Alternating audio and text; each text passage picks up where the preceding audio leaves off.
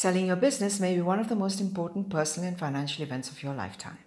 It requires careful planning as the decisions you make or fail to make can impact the attractiveness of your company to prospective buyers and limit your ability to maximize on your investment and optimize your tax position.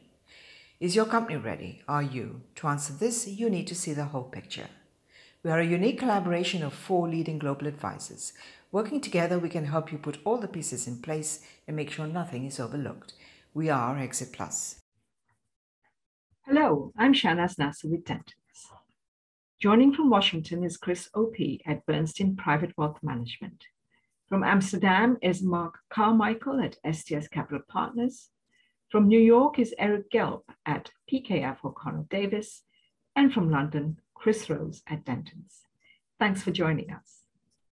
Chris Opie, when considering a sale, what role does one's personal values play? It might sound a little counterintuitive to imagine, but from our perspective, a hard-learned lesson has been that one's personal values are absolutely fundamental to getting this process right.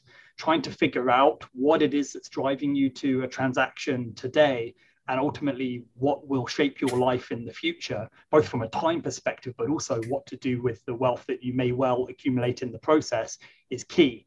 And one of the things we've observed is that families don't necessarily share the same priorities, even though there may be an assumption that it's very much a homogenous view as to what the future holds.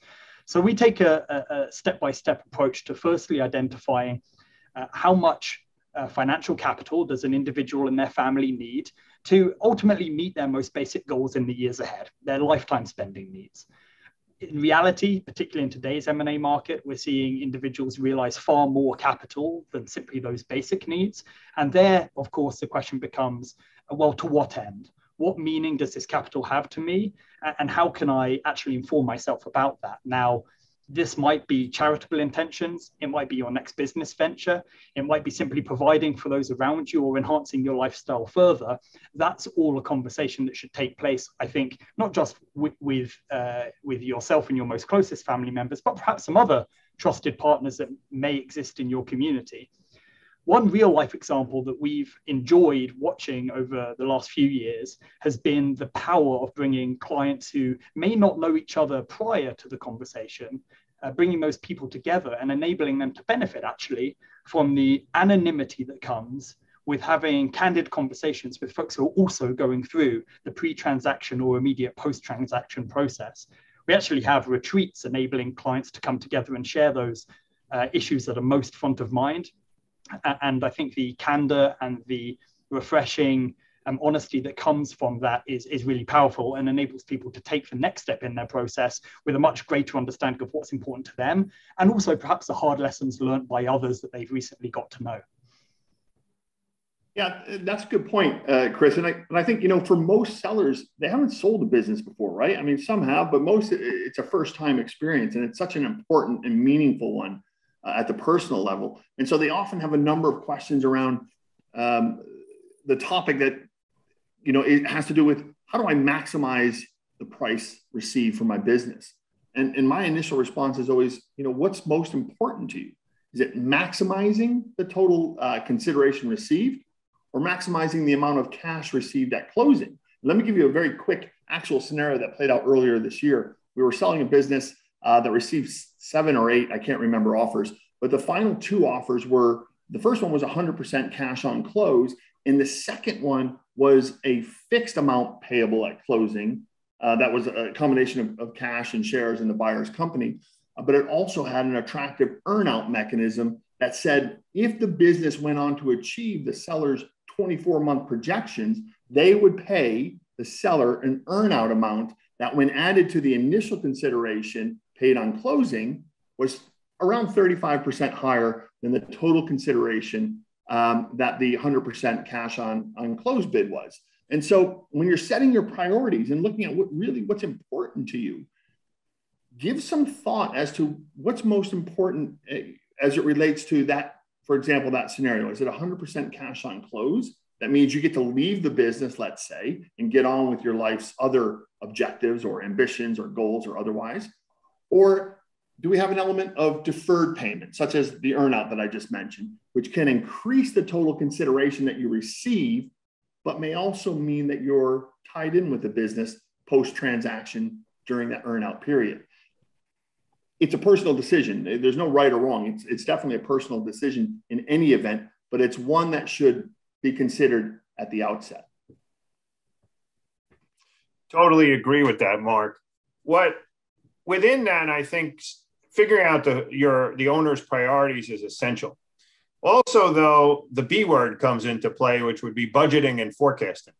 So what we see for most of the ultra high net worth and family office clients we work with and business owners, that the main uses of funds are lifestyle, philanthropy, estimated taxes, and investments, which could be capital calls for private equity or direct investments. So we think that once you sell that business, that where you're getting your income from is going to change.